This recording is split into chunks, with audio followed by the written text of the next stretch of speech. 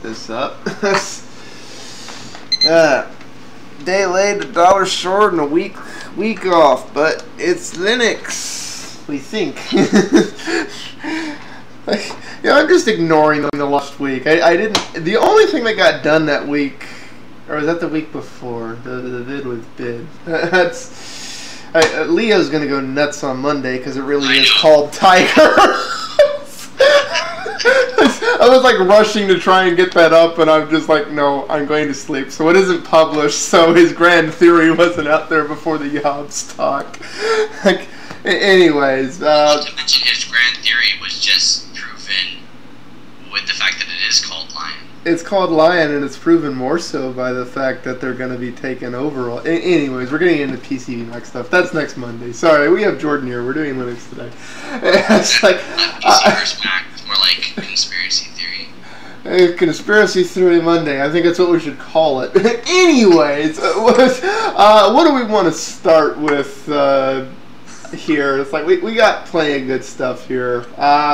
The first two, I don't think we want to go into the first one just because that's something. I mean, we can. Where do y'all want to start? I don't really care. We got interesting topics here. There's a lot of stuff in there.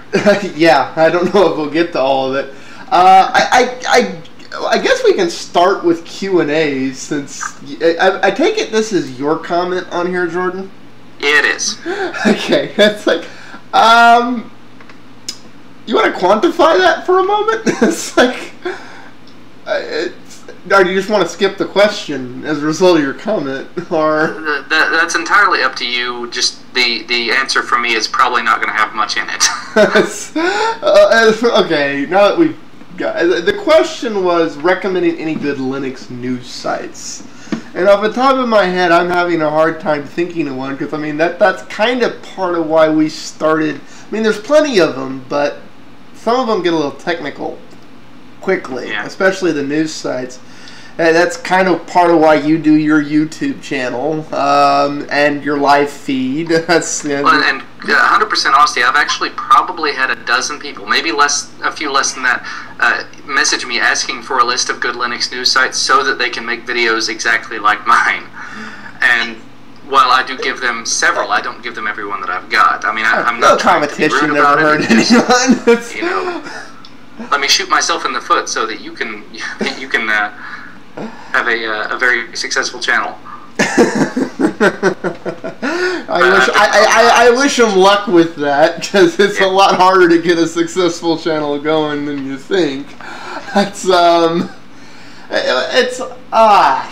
mean, I'm trying to think of any off the top of my head that are just great. I mean, like I said, honestly, you're one of the people I'd recommend because I can spend hours through the week keeping up with all the sun, or I can kind of half watch you unless you kind of aggregate it together. Yeah, because I spend hours aggregating it all together to try to put it into a very quick, here's 5 or 6 minutes of news, and maybe in the future a couple of times a week.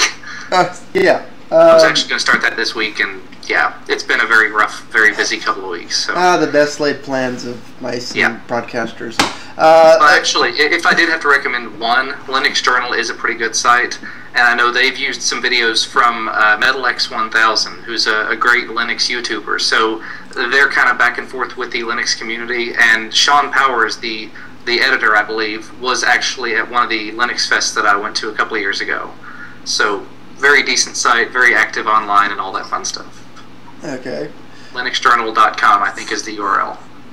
Okay. We'll put that in the show notes then. As well as thisweekinlinux.com, of course. Yeah, no, that's going in there regardless. It's like we have to plug our friends. It's like, but that's not because you're here on the show. I asked you to be on the show because you do a lot better job keeping up with this stuff than I usually have time to do in a week, which has helped give us a sign. James, you got any to add, or? As far as the news sites. Right. Nah. I mean, I don't. Linux.com sometimes has some articles. Yeah. The reason I tend not to recommend Linux.com is primarily because... Guys, I was gonna fix typos in a minute. It's like, but go ahead. I was like, the reason I primarily don't recommend Linux.com is because more and more that's getting for, okay, this is the latest kernel. This is it's like honestly, it's not the place I recommend sending a noob anymore. It used to be for a long time, but as of late, I don't know. It feels like the site's kind of fallen a little behind in some regards. I mean, it's still a great Linux resource, but y'all disagree with me 100% on that? I definitely still check it, but I check a lot of different sites, from entry-level stuff to very in-depth stuff. Just be aware of it's Linux.com is one of the few sites I know that it's actually is on in the Linux journals. Like a lot of these Linux news sites are not really Linux news sites. They're they're Linux rant sites, if that makes more sense. I don't know what else to really call them. I will say, through these news sites that I follow, I've seen more and more recently a lot of people saying Linux will never come to the desktop, and this is my experience with Linux, and therefore Linux is terrible. And honestly, to see them on reputable news sites, it's really sort of a shame. It's like some of this. It's like I don't know if you. This is kind of tinfoil hat theory. Some of this, I wonder. It was like, which is part of why we threw the anti-Office ad in here that we talked about in PC v Mac this week. I don't know if you've seen this or not, but as of late, I have noticed the Linux sucks, you know, on the webosphere has kind of upped, and I'm wondering if this isn't anti-social marketing, for lack of a better term, just because the reality is Linux kind of has gotten to the point that it's not dabbling around in the dark behind the scenes, and yeah, if you're a geek and you know how to fix all these problems and configure your own IP, and like, Grandma can use Linux now. Grandma really has. It's matured. Tux has grown up. He isn't this little OS banging around in the background.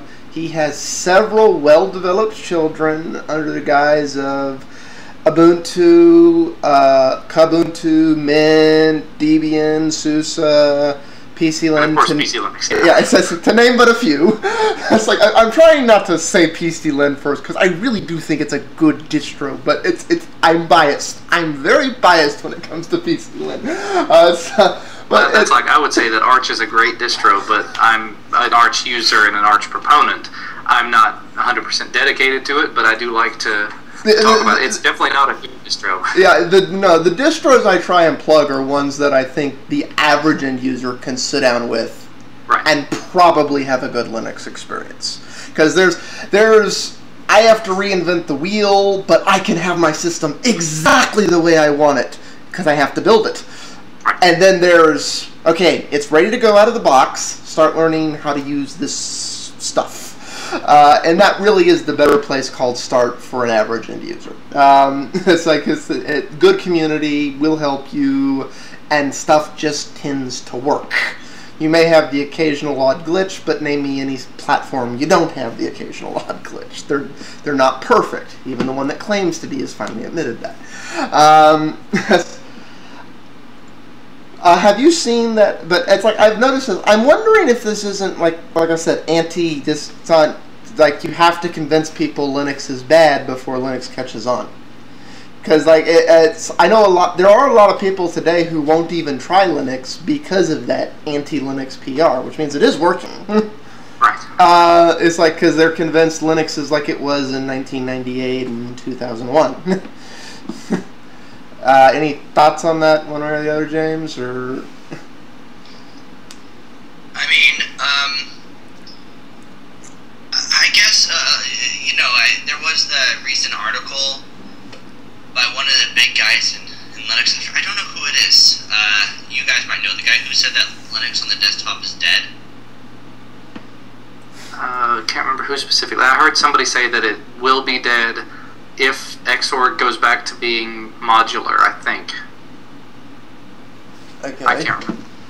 Well, so somebody said that it's already dead on the desktop, and he said that he made because Linux itself's not dead. He said because we're winning on the server and all that, but he said that on the desktop we've been at 1% forever, basically, and 1% is still a pretty large number, but we're not ever going to be a big desktop thing. And I forgot who said this. Let me look it up.